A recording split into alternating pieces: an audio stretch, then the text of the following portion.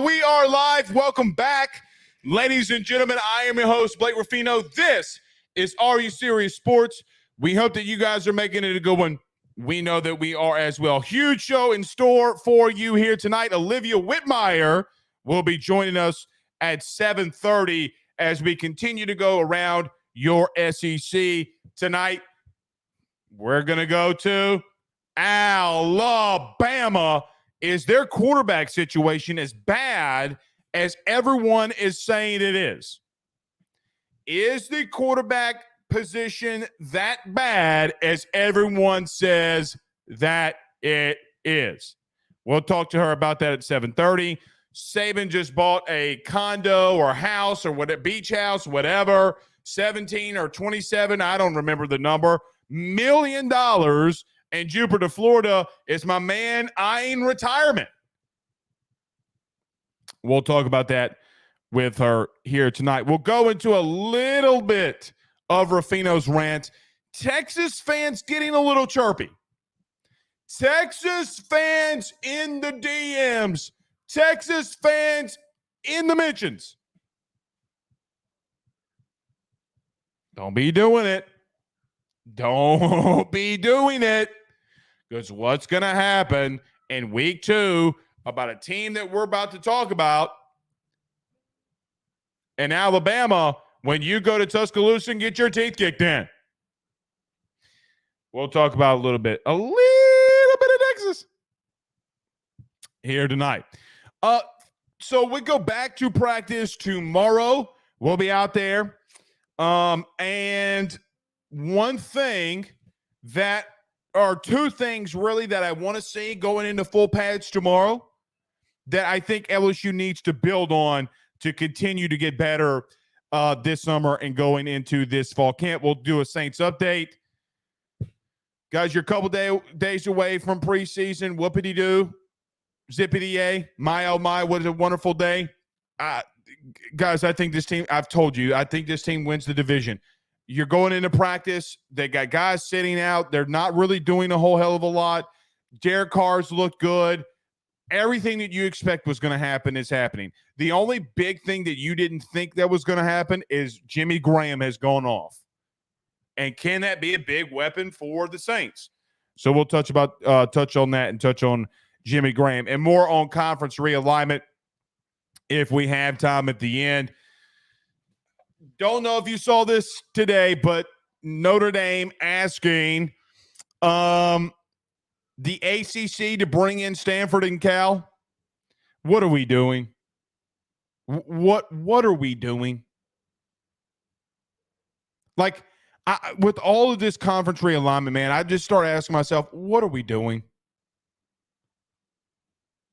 Why? Like, I adore football, but you're just killing so many other things. So many other things. And speaking of Stanford, don't know if y'all saw this, but Braden Montgomery, the potential number 1 overall pick in next year's draft, going to Texas A&M. Good luck to you. You're not going to win anything.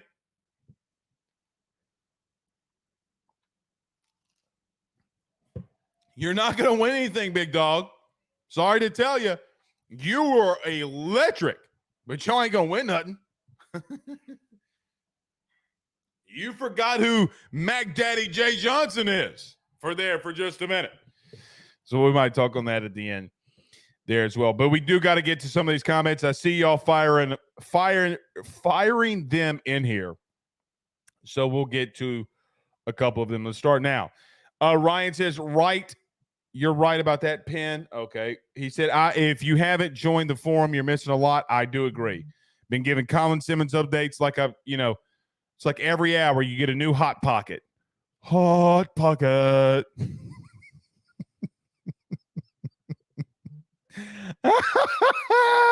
Hot pocket of Colin Simmons news. Roderick says, they seem to think it's Milroe, but Saban don't go get a QB to sit the bench. Well, I don't think he cares. I think he wants a natty. I think if he'll let anybody play, but I do agree it's a bit odd if you don't play him. Brian Tanya says, do you think Simmons and Durham will be a Tiger tomorrow? I do think one of the two will be. Yes. We're going to wait and see. It's going to be a long night to talk about the third one. I mean, the second one. So we'll see, man. We'll see. Paul's up on YouTube. Andrew Martin says ACC can respond by telling Notre Dame to join as a full member or no dice. They could tell them that. They 1,000% could tell them that. But you know what I think that they want? Look, we crap on Notre Dame all the time, and I get it. But the realistic nature is they're a massive brand. They are a massive brand. So I think the ACC just wants Notre Dame to stay afloat, that they could potentially restructure their deal with ESPN if they could, and saying, hey, look, we're going to add Notre Dame into some of these games. We'll add Notre Dame into some of these games. We'll let NBC do some other things inside of here. Like you can work together with NBC, and I think ESPN will do that. And then all the while to get Florida State to get off their back and roll over on all fours. All right, I feel it, man. It's going to be one of them shows. Wednesdays usually are. Start getting in the middle of the week, start feeling myself a little bit. Yes, indeed. John Sibley Butler, what's up, man? He says Saban will start the one with the most experience. I do feel that, man. I do feel that. Deadeye Jed said Braden Montgomery committed to Texas A&M. That he did. That he did. Good for them, man, but I don't think it makes them better than LSU as a whole. Kid's amazing, man. Kid is outright amazing. So, yeah. Tony Williams says, what's up? What's up, man? What's up to Clint Phillips? What's up, buddy? Brandon Reese says Notre Dame begging now. Yeah, it could feel that way too.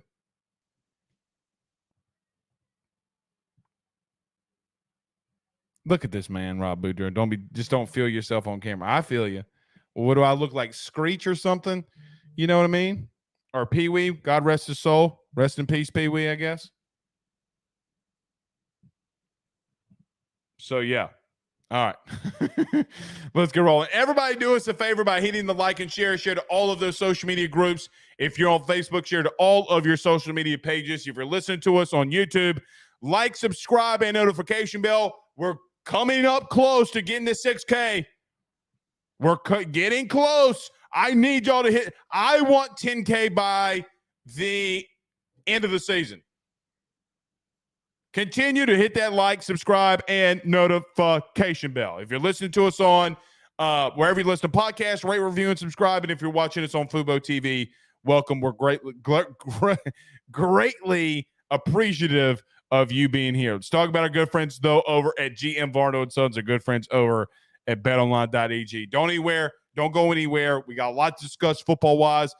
Texas is in the DMs. I know that you are probably going to be asking me about Colin Simmons and Kane Durham and all those. We'll talk about those just right after the break. Stay with us. BetOnline is the fastest and easiest way for you to wager on all of your favorite sports, contests, events, with the first-to-market odds and lines. Find reviews for all the news for each league, including Major League Baseball, NFL, NBA, NHL, combat sports, college sports, esports, and even golf. BetOnline continues to be the top online resource for all of your sports information for live in-game betting, props, and futures.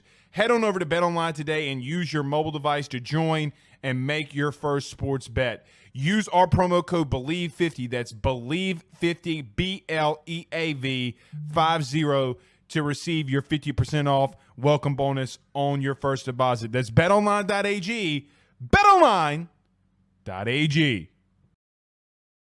With over 65 years of experience, nobody is better equipped to service in your vehicle than GM Varno & Sons. RV repair, big rig overhauls, motorhome chassis, routine maintenance, tire rotations, tire sales.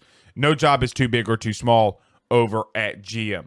If you break down the side of the road in the greater Baton Rouge area, they will come and get you. And the best thing about that is that they can come and get you, and then they can bring your vehicle back to their shop and start the repairs right then. Again, GM Varno and Sons. Go see them over at 2500 Fuller Boulevard. Give them a call at 225-664-9992. 225-664-9992. Tell them your good friend Blake Ruffino sent you on by.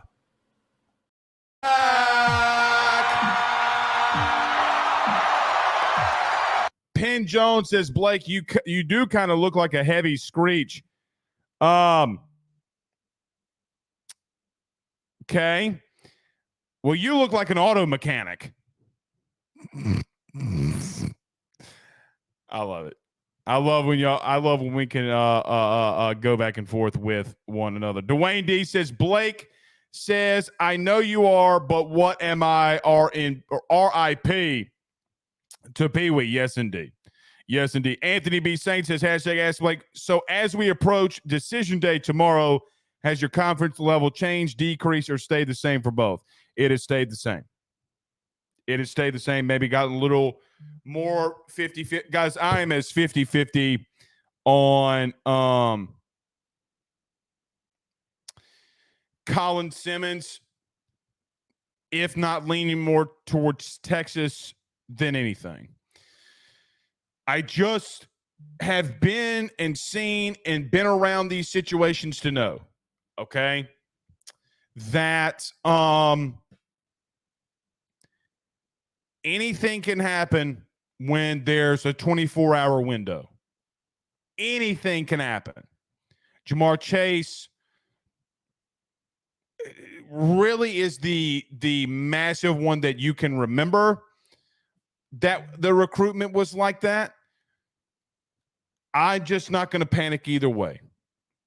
I'm not going to panic either way. But it doesn't stop Texas fans from being in your DMs. And look, I continue to see this, and I'm just kind of fed up with it. It's not just Texas or Oklahoma, but it's other like Big Ten fans and I guess even remaining Big 12 fans, ACC fans. They're like talking about how soft schedules are, right? So, yeah, congratulations. You might get a Colin Simmons if you're Texas. Good for you. Good for you.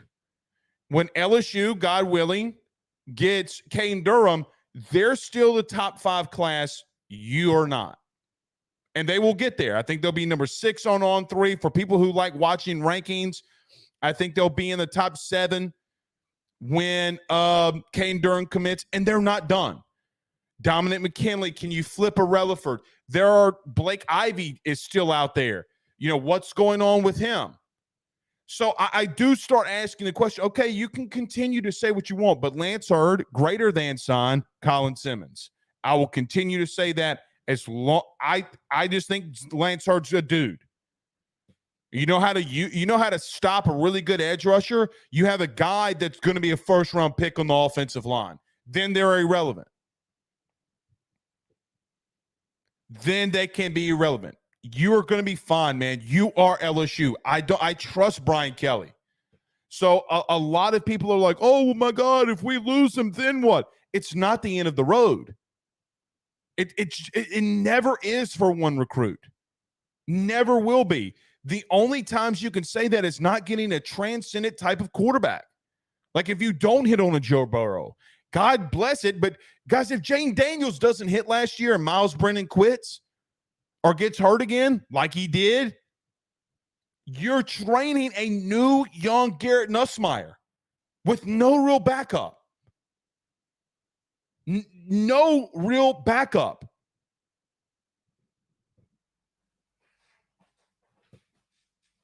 You're going to be fine, man. I promise you.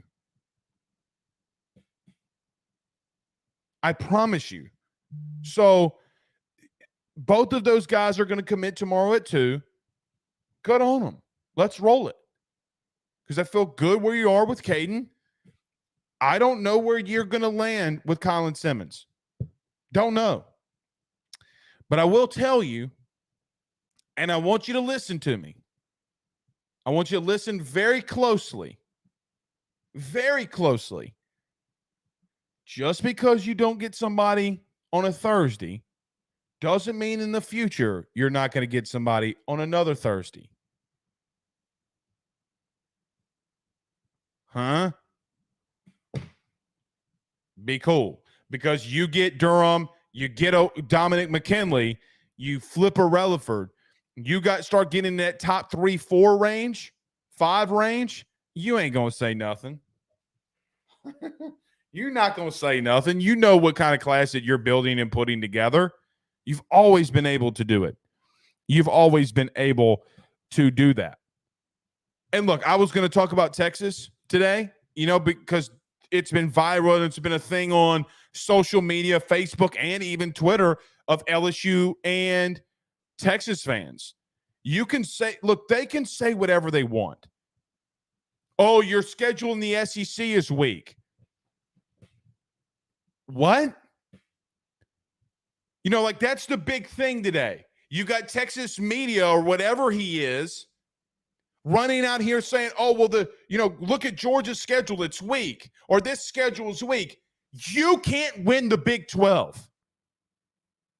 So, we're doing great in recruiting. You've been doing good in recruiting. You've been doing great in recruiting. It hasn't amounted to anything because the rankings don't matter when the ball's kicked off. Blue chip ratio doesn't matter when that ball's kicked off. Is your staff good enough? Do you have a good game plan? Do you have dudes on the offense, defensive line? How does your quarterback playing? That is what wins for you. Okay? It's not this mumbo jumbo BS. When you can't go out there and beat a Texas Tech and Kansas, good on you. You might get the best player in your state. Good for you. But it has not amounted to anything. Like I've said this a couple times, but there is an LSU-Texas rivalry brewing. It's brewing. I don't think it can get to the level of an LSU-Alabama. I don't think it could get there because you don't have one of your ex-coaches there. But this always, and battles always start in recruiting and then start taking themselves to the field. It's why you hated Saban so much. You wouldn't have hated Saban if he was a mediocre coach at Alabama and couldn't come into Louisiana and take your recruits. You would not. If he would not win national championships, if he would have gotten 2 or 3, 4, maybe, been like, yeah, we still kick his ass every now and then. You're starting to say that now. You're 2-2 against Alabama in the last 4 years. 2-2. So excuse me for sitting here and saying that, yeah, maybe they do fall off a little bit. But when you're Texas, and because you get a recruit over LSU, you're still going after Dominic McKinley, I might add. Good for you. What's going to happen if he commits to LSU? They have a coach that has not won 10 games. He has not won 10 games wherever he's been as a head coach. Yours has won 5 straight, or had 5 straight years. Actually, I think it's 6 straight years, about to be a 7th, where he's won 10 games or more every year. Brian Kelly is more, almost, not there yet, has consecutive 10-win seasons. Then Sark has seasons as a head coach. Now, he's been a little bit more, I think it's like 4, but still, that's not far off. The only point that I make here is this. No matter what happens tomorrow, LSU's still going to be fine. Do you want a Colin Simmons? Sure, you do. Sure, you do. Do you maybe need a better pass rush? Sure, you do. But I forgot that Deshaun Womack and Harold Perkins were on this team. I guess, whoops, slipped my damn mind. Whoopsie daisy.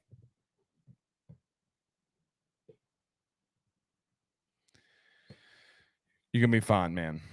All right, before we get to some camp stuff, I will get to comments because I've been neglecting the comments the last couple of days and about a week. But Adrian Bailey says Blake, Texas hasn't won the Big 12 since 2009, and that's my point. That's my point. They have not won their own conference since 2009. LSU won their division last year and competed for yet another SEC championship. There are levels to this. Whether you want to pick LSU, get the development, be in the more echelon of college programs in football in the country, Texas may be a big brand, but they're not on the chalky five, if you will, the chalky teams that have shown that they can go out there and win national titles in the last kind of just 10 years of really doing anything. 2009 is a long time ago. Long time ago, man. Pooh Bear, what were you doing in 2009? You know what song I think was, you remember, you know what song was probably the most popular in 2009? It was either Lollipop by Lil Wayne or Outkast going, hey, y'all. How long does that feel? Am I wrong? I don't know what the song of the year was in 2009. Maybe it was something like by like a Blink 182. I keep you my dirty little secret.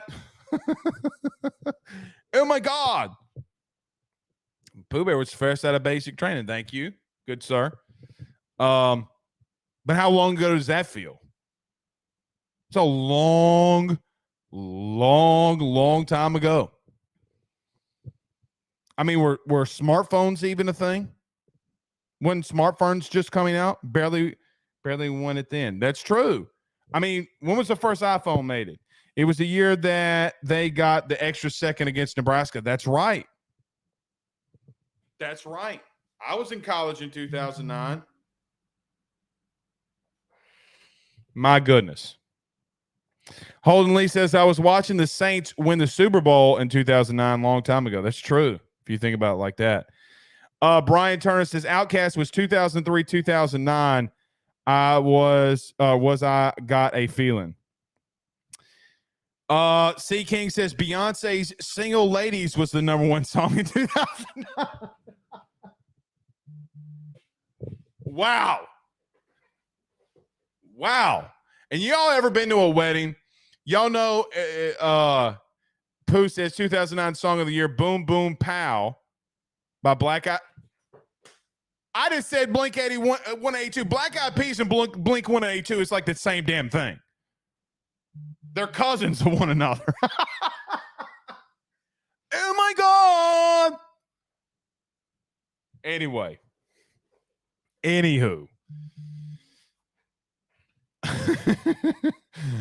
All right, let's get into some camp. Let's get into some LSU. We've spent way too much time not talking about some LSU here.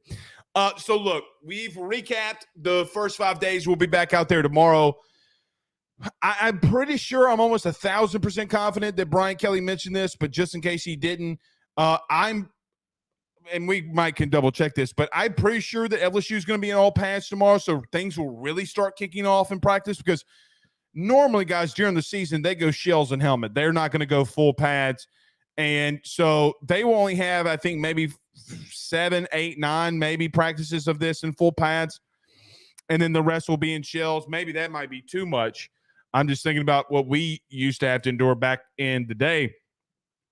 But things start getting really serious tomorrow about what you can find on your team, because you've had your first week. Tomorrow completes your first week of going through it, and you're starting into a new one.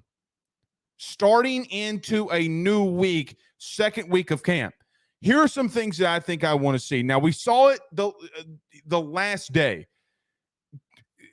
The defense just making a stand. And maybe, just maybe, as crazy as this may sound, that fight might have lit a spark under that secondary.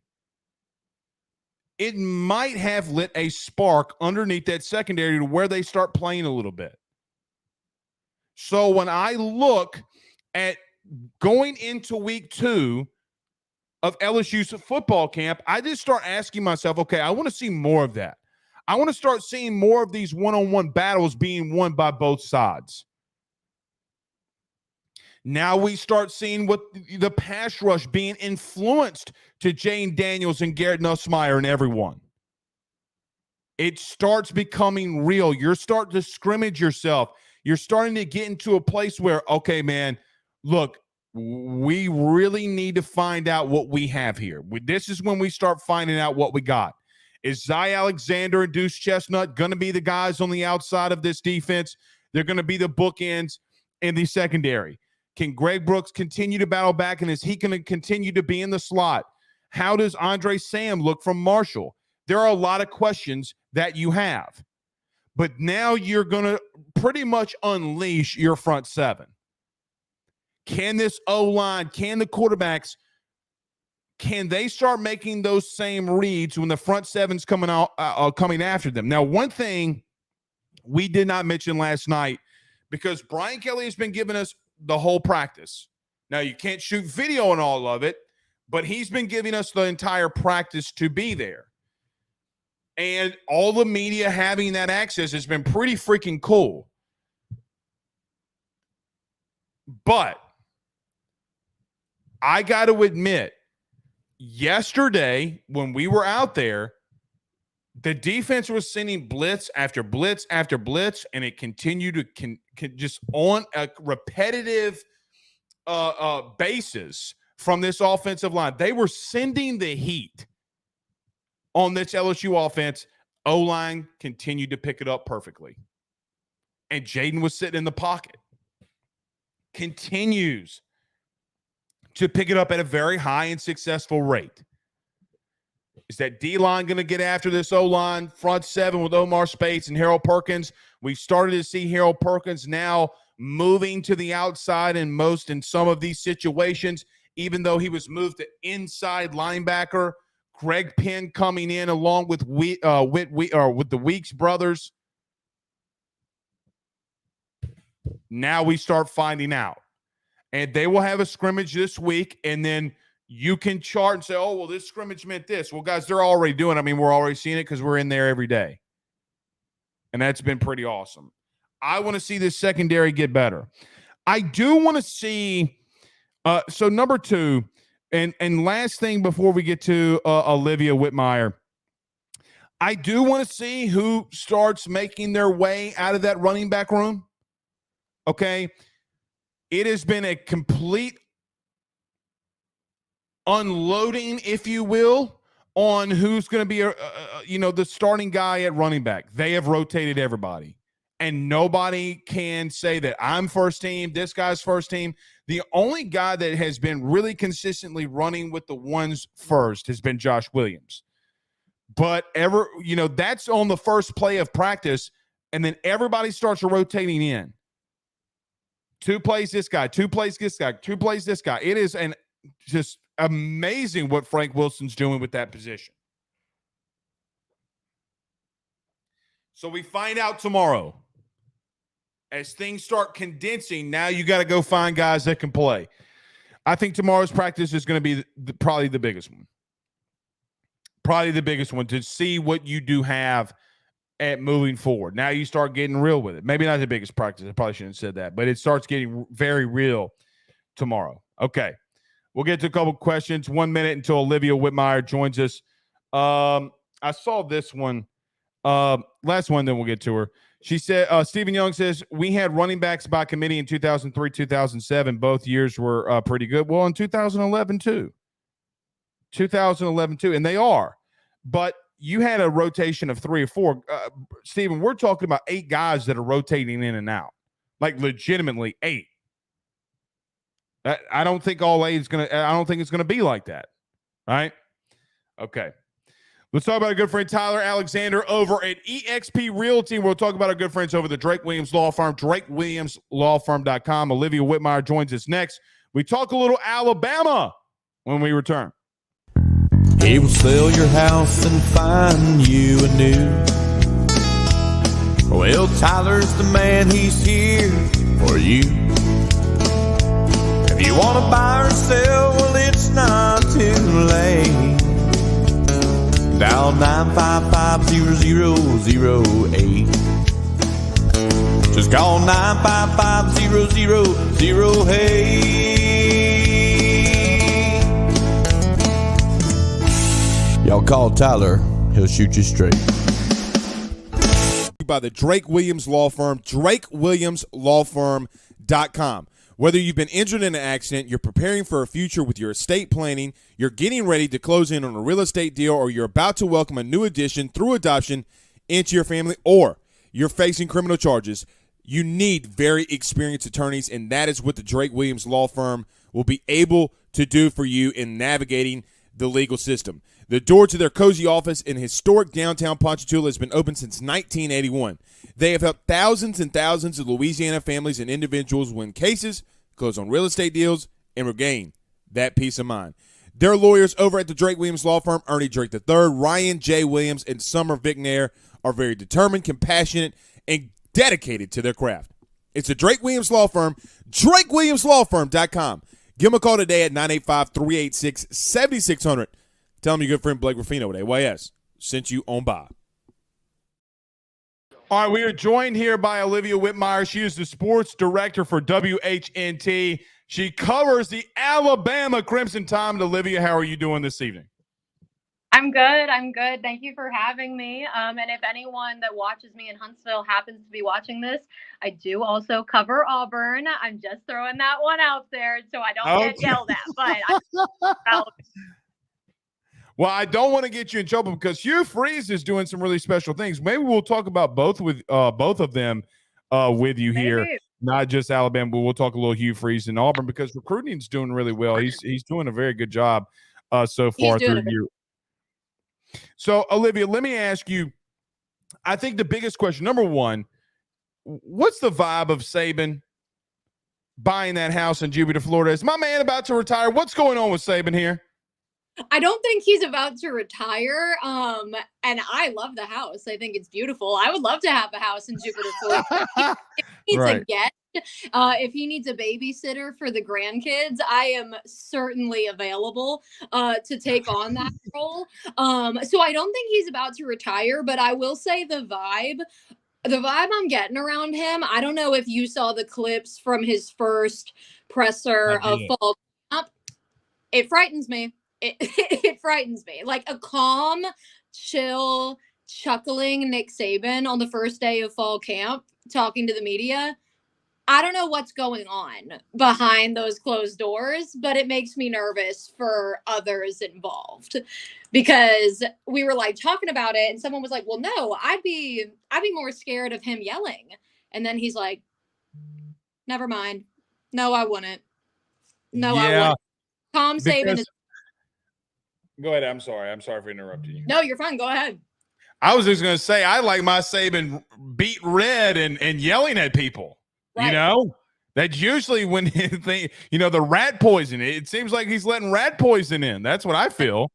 Maybe. I don't know. I think maybe when it comes time when it actually comes time for the season, we'll get a little bit more of that. But, when he was making the jokes during fall camp, they weren't anything like, it wasn't something like, so coach, who's your starting quarterback going to be? Like, it wasn't something for him to like tear into somebody on. Like they were all like funny opportunities, I guess. But he seems like the same old Saban from what I have seen. Just I think maybe just as the years go on, maybe he's getting a little softer here and there with the media. But he'll still rip you a new one if he needs to. That's for sure. But I want Jupiter. That's all I have to say.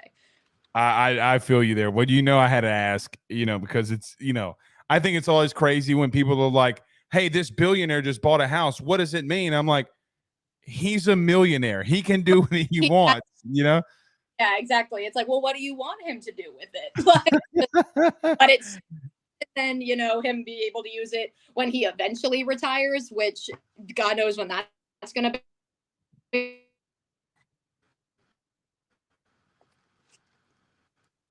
There we go. We got you. Can you hear us? Okay, cool. I can. Hello. Okay, awesome. All right, so let's get to on the field. How has it been for them so far? What have you seen being out there? And look, the questions about quarterback. I guess what is the news right now with quarterback? As far as I'm concerned with the quarterback news, I think it's going to be similar to, any other big SEC school, or any other big university that's going through a quarterback battle. I think it's going to be the same thing for Auburn. And it's that we're not going to have news until the first game week. We're not going to have news until they need to give us news. You know what I mean? Like Saban has said his whole like grandma baking cake analogy. And, when the cake's done, we'll take in the carrot cake specifically, I know, which was a wild out of left field card, I feel like, but whatever. I was like, really? But also it's like the least surprising thing that I've ever heard too. But I think just, like when it's done, it's going to be done. And I don't think it's going to be done until game week. And, Saban said, I can't remember if it was today or if it was a different day recently, but, he made the point where he's like, even when we name a starting quarterback for whatever that first game is and that kind of stuff, like we don't want the quote unquote quarterback battle to be over just because someone has respectively earned the starting spot. Until they really signify that they are the guy and everything, he wants his guys to compete every single practice, whether they're first string, second string, or fifth string. So I think there's just not going to be news until game week. I think they're going to kind of continue to say the same thing. They're all competing really well, it seems, out of the three main contenders. It seems from what I have seen and what I've been able to see.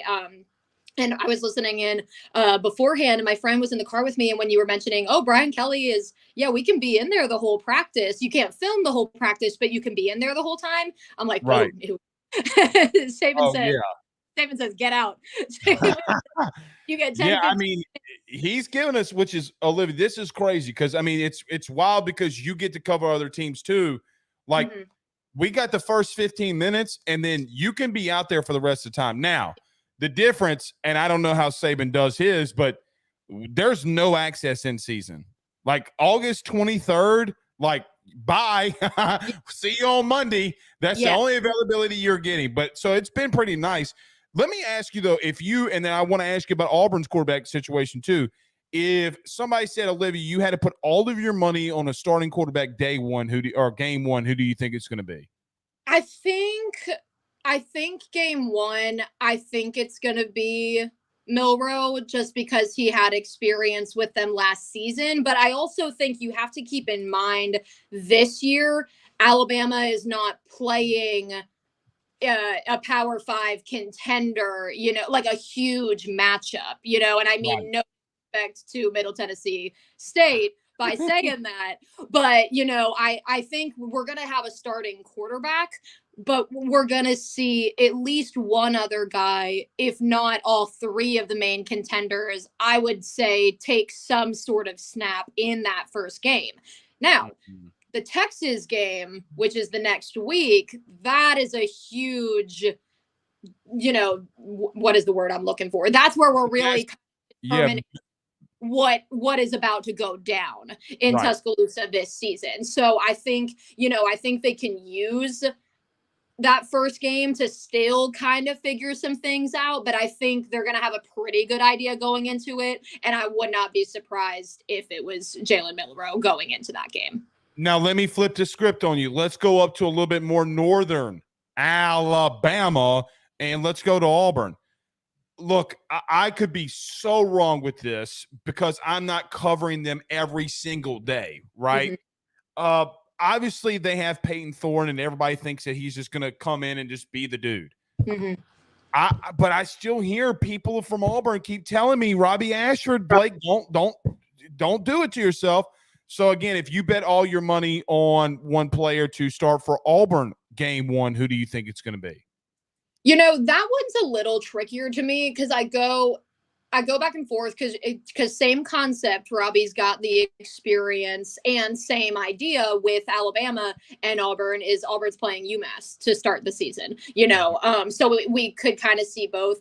But the thing that's unique about, I think, the way that Auburn is, at least media wise, they've been talking about their quarterback battle. And maybe this is just because Peyton came in late, so we haven't had the ability to talk about him just yet. We've talked Robbie Ashford, but when they ask questions about Peyton, the answers that I'm getting about Peyton really impress me. Like, everyone seems very impressed with him since he's come down there. Like, they're like, he is in the building every single day. Like, you have to work to not spend time with Peyton during a day. Like, he's always going to a coach saying, hey, coach, do you have some time to go over this? Do you have time to look at this? What do you think about this? He's in the facility every day. Of course, he's taking reps during practice and working hard during practice and everything, but just the way that the coaching staff is speaking about him seems very, very impressive. And again,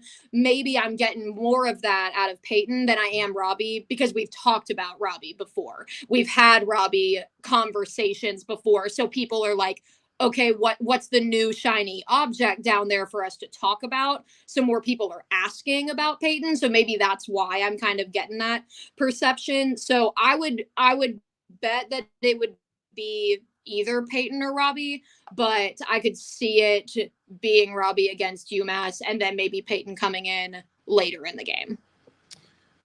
I heard that Jarquez Hunter was at practice. Anything that you think is new there about him being in practice?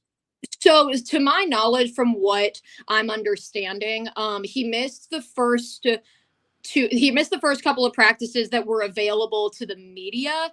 There was a practice on Sunday and Monday that was closed to the media. So we do not know if he was to my knowledge, I do not know if he was in attendance at either of those practices. Just as far as I'm concerned, Tuesday was the first time we saw him. Okay. And so he was out there, he was working, and all of the players that were in availability that day were, multiple of them were asked about him, and they all had really things to say about him. Obviously as a football player, but all positive things to say just about him as a person. So I would say that on-field question mark has kind of been answered. It seems as though he is going to be with Auburn for the rest of fall camp and come kickoff, but they have not really given any sort of a definite answer, but they also kind of never told us anything in the first place. Coach Freeze just said anything personal is not going to be discussed with you guys, and that's pretty much it. So we didn't know that he was going to be at practice on Tuesday until we saw him at practice on Tuesday. Right. But it seems like that question mark has kind of been answered for them. That's kind of wild because of how it happened in the outright silence. Okay. Mm-hmm. And look, I don't mean this in a wrong way, but the alleged of what he was being alleged to be doing. Mm-hmm. And then in our media society, it was dead quiet. Nobody heard anything. And then the next thing I saw was that he's at practice. I'm like, oh man, something definitely happened there. Him just being at practice, Olivia, to me said, all right, so he's playing. He's not going to be out there with that situation and then him being on the field. But Olivia Whitmire joined us. Let me flip back now to Alabama. A lot of the questions have been, people have been asking, is Alabama down? Is this the year that Saban goes 9-3? You're around that team a lot. I guess, what's the feel from the fan base and the media about this upcoming season for Alabama? I think, as a media member who covers them and as an alum from the school, so I also am an Alabama fan, and right. I know Alabama fans, I don't think it's down. I don't think it's down at all. I think that at least from the team aspect and what, we've heard from the guys thus far, I don't think it seems to be down whatsoever. And I think, this isn't just an Alabama specific thing. This is just anyone who likes to compete. Guys who like to compete at this high of a level oftentimes like having that doubt. They like having that national doubt. When I know it's the coaches poll, but when the preseason poll comes out and UGA is up on top, which makes sense. They've won 2 straight national championships, and then to have Michigan above them, they're not thinking about, oh, well, we should be number 1. They're thinking, well, we're gonna show them why we should be number 1. And I think who likes to compete at this high of a level kind of thinks that way and feels that way, where it's like, oh, well, we're not going to listen to what they have to say about our teams, especially before they've even seen our team play. We're going to get out there and prove it to them. So what it seems like the vibes are high down there. It seems like, of course, they're missing a lot of key guys from last season. There's no secret there. There's no hiding that, that of course you're going to be missing some really important guys from last season, but the guys who are coming back this year, who are a part of last season, they're not happy about the way that last season ended, even though, a win in the Sugar Bowl, finishing 5th in the nation is nothing to hang your head on. But in programs like Alabama, LSU, Georgia, these big powerhouse college football programs, if you're not winning a national championship, it's a down year. And that's the way that they look at it. So they're not happy with the way that things ended last season. And I think they're ready to come back this year and really try to prove themselves and really try to get back to the top of the college football mountain. Again, losing a lot of the guys and a lot of the talent they had the past few years. Obviously, that's not necessarily going to be an easy task by any means, but I think that that's how they're preparing for the season. They're not going to listen to, and Saban certainly is not going to listen to anyone saying, oh, we're going to finish 9-3, we're going to blah blah blah, whatever. They're just going to keep doing them. And I think the vibes are high. I think the fans are excited, and I think people kind of still expect big things about this Alabama team, because in the end of the day, it's Alabama football and people expect big things out of them. Right. One more for you, and I do feel that from them, that they still think it's business as usual. Mm-hmm. So I mean, you're spot on with that one. Let me ask you this though, from a state perspective. Mm-hmm.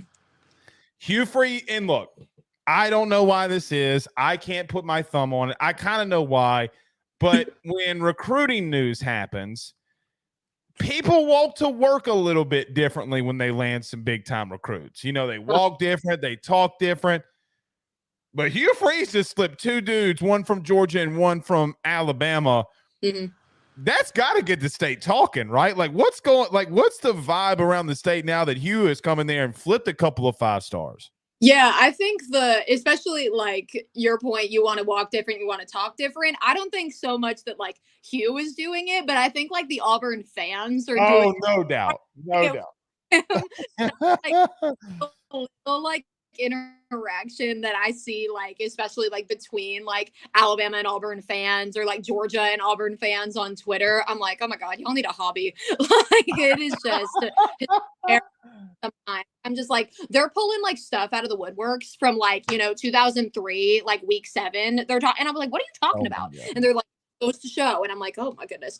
But I think from at least an Alabama perspective, I don't think that Alabama fans are necessarily discouraged with that, especially because Saban has flipped a couple recruits just this week. So I was they're kind of okay, well, we lost one and that sucks. And obviously, to Auburn, that's never, good for Alabama. But Nicholas Lou is going to take care of Alabama, and he's going to, it's Nick Saban, and everything like that. But, I think the Auburn fans are definitely excited about it. And, Hugh is definitely making a mark, and showing the fans hey, I mean business, and I'm here to stay. I want to be here, and I want to be here to lead this program, and I want to bring in the best and the most talented guys. And that's something that I think Auburn fans, they're just to get a little nibble of it, just to get a little bit of excitement from the recruiting trail, really excites them, because that is not something that was a strong suit of Brian Harson's coming to the SEC. Like, and that was everyone's concern from the get-go with him, him coming to the state of Alabama. Like, is he going to be able to recruit these big time SEC guys? And so that's something that I know Auburn fans have been frustrated with the past few years. And then to see Hugh come in and so quickly already land, not only flip from two of your biggest competitors, but also like these big deal guys. They're like, okay, so like, what was Brian doing the past couple years? Like, what were we doing wrong here? So I think Auburn fans especially are definitely excited about their recruits, but I don't know if it's like fully started like a war between the two fan bases just yet. But I think Auburn fans are definitely excited about the recruiting job done by Hugh Freeze. And they should be too. Mm-hmm. I mean, like when you do that, I mean, because and I don't mean this in a disrespectful way, but like the Brian Harsin meme, they were saying like the best recruit he ever got was Klesi, Right. And they had Klesi holding the helmet, and it's like, I mean, that was the bad vibe around Harsin was Klesi. Yeah. So I do think it's funny. I lied. I do got one more for you if you got some time. I do. Okay. So looking at both of those teams, obviously you have Alabama and LSU, what everybody thinks is going to compete again for the West. It seems like it happens somewhat relatively every year. Right. Is there anybody that intrigues you in the SEC that maybe isn't, a top name like Georgia, LSU, Alabama? I think in the West, it's Alabama and Auburn, or Alabama and LSU for me. Yeah. I'm trying to think about it, and I'm trying really hard. And Did you go to media days by chance? I was at media days. What was your vibe about Jimbo? Listen, my vibe about Jimbo is like hardly ever positive. I'm not like a huge Jimbo gal, if I may say so. But I did not like the vibe from Jimbo. Jimbo's vibe was to me. It was so I talked to literally everybody there, Olivia, at least all the people that I know. It's like 20 people. I literally sent all of them a question because you get that vibe in that room if you've been there. Oh, I'm like, 100%. Yeah.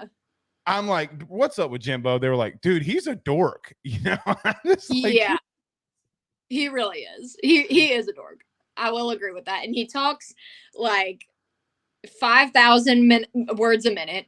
And like trying to cut a soundbite for him for TV is such a task. Oh, I know. Because you're trying to find right where he takes a breath, and just where you think he's going to, you don't. And then 20 seconds later, you're still trying to figure it out, and you're like, God.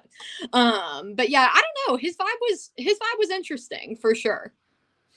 I know you have to do it for TV, and you got to get to the pause and what he's saying. We just cut him off. Hey man, you got to. You have to. That's the thing. Like Saban takes his like nice long pauses. Like I feel like Brian Kelly does too. Like Harsin did, and Hugh Freeze does to an extent. These guys, they pause, and then Jimbo just does. So I'm just like, okay, well, he's getting cut off where he gets cut off, and that's all we can do. You're always going to get from Saban at least the little, like the three little. And then he does this, so you're going to get the pause. He's great for that. All right, Olivia, you have been fantastic. We're running short on time. Tell everybody where they can catch all your stuff, what you guys are doing. I know that you're with our good partners over at Believe as well. If you want to plug your podcast, everything like that too. Yes, yeah, you can find me on Twitter at Whitmire TV. And I tweet a lot about Alabama, Auburn, and everything there. Believe in Bama. We're gonna get that started back up with football season, and crank out some good episodes. And I'm going to now go back to work and work on high school football previews because that's coming up soon. What's crazy too? You just said that made me think of this. The media's reaction to Johnny Football. I haven't watched it yet. Okay, so listen. I'm really excited to, though. It is. I don't know how people feel about Billy Lucci, but he's all in it. Like he's like having to go find Johnny Manziel in like a bar. They had a media member, Olivia, going and searching for the Heisman Trophy winning quarterback. Oh my God. I need to watch it tonight. I've been like really like glued on like Taylor Swift business. Oh, yeah, I got you. So I haven't watched it. But I need to watch it soon because I heard he said F Nick Saban like in the documentary or whatever. And I was like, ooh, 4 times. Yeah, like 4 times. And I'm like, okay, but it might not be taken out on you, but A&M's gonna get that magic now because of you. I know, but I do need to watch it. I'm very, very excited to see it. All right, you were fantastic. We'll talk to you soon. Thank you so much for joining us. Sounds good. Have a great night. You too. She was fantastic. She was fantastic. I did see this in between it. Pooh Bear said, breaking Phillies Michael Lorenzen throws a no-hitter versus the Nationals. Damn. That's impressive as shit. I don't care if he's doing it against the Gonzalez Little League World Series baseball team. Anyway. All right, let's talk about our good friend Steve Bean. 124 pitches, 4 walks. That's even crazier. That's awesome. All right, let's talk about Steve Bean, our good buddy. Then we'll come back. We'll get out of here after that. Stay with us. Bayou Daiquiris at Bayou Bowl and Go is owned and operated locally by Steve and Lisa Bean. You can find them at 1512 North Highway 190 in Covington, Louisiana. That's 1512 North Highway 190 in Covington. The North Shore's first crawfish drive-thru is about to step it up another notch by bringing you drive-thru daiquiris as well. You can call in your order today at 985-888-1914, 985-888-1914, because you know what? Daiquiris and crawfish, it's a Louisiana thing.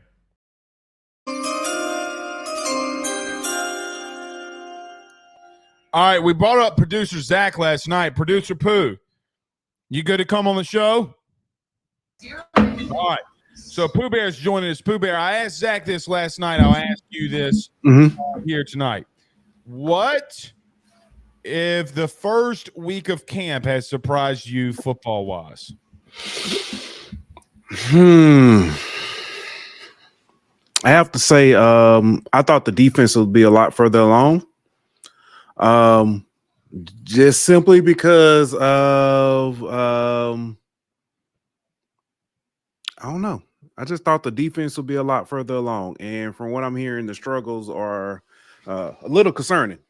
Last year was the run game in camp. This year it's the pass game in camp. So they getting that ass torn up, dog. Like, I mean, like if we're just being real, they're getting that ass beat. And it's kind of crazy, Pooh. And look, if it were just one quarterback, I'd be like, okay.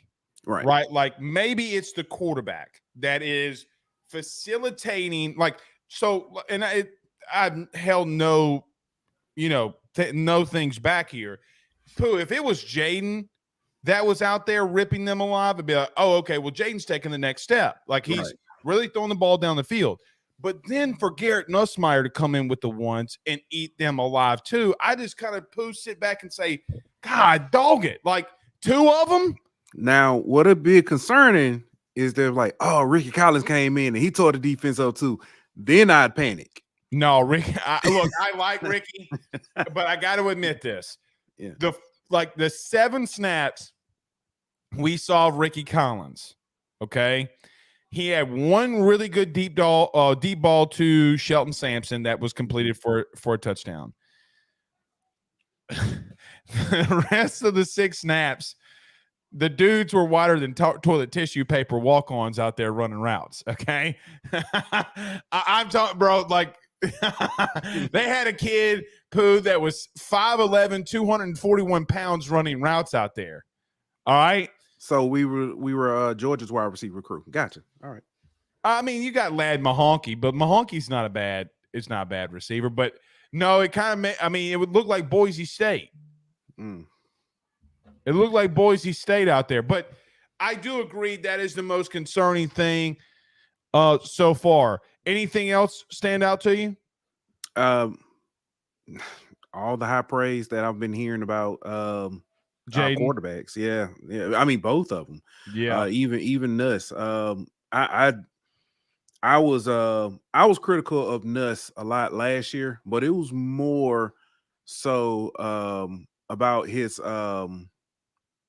decision making and everything. And also it was the thought that hey, he's transferring at the end of the season and he's the quarterback that stuck it out. I look forward to seeing what we can do. We've got I have to say our number 2 core, our QB2 is probably a top 5 quarterback in the SEC this year. I do think that you could make the argument that he is up of the more upper echelon of quarterbacks in the league, and he's not even playing. Right. Like so I agree with you, Pooh, in the reference to I just did not think that Garrett was ready a year ago today. He was not ready. Okay. And with all due respect to Jaden, to some extent, all from a new offense, he wasn't completely ready. You're seeing that jump now, right?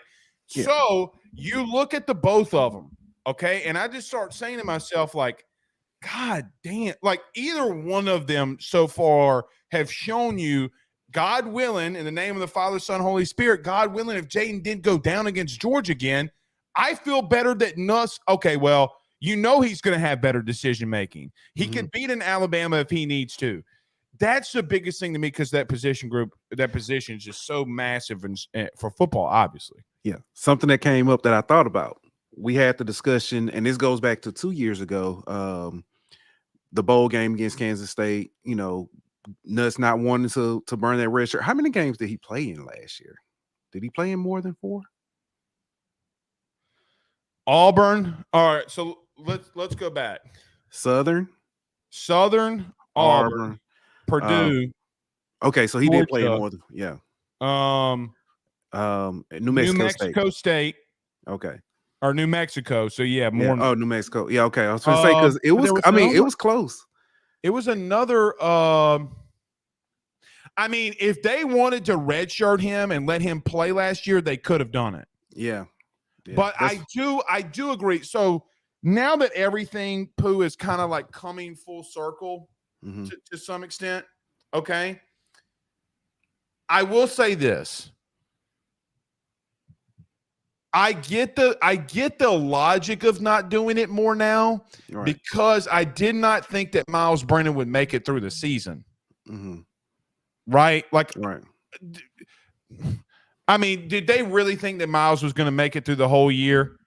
And so maybe saying, hey, when BK gets hired, he tells Brad Davis, like, hey, man, I need him to take this shirt because we might need him to play. Right. And that's before they have Jaden. So, and you knew that your favorite quarterback of all time,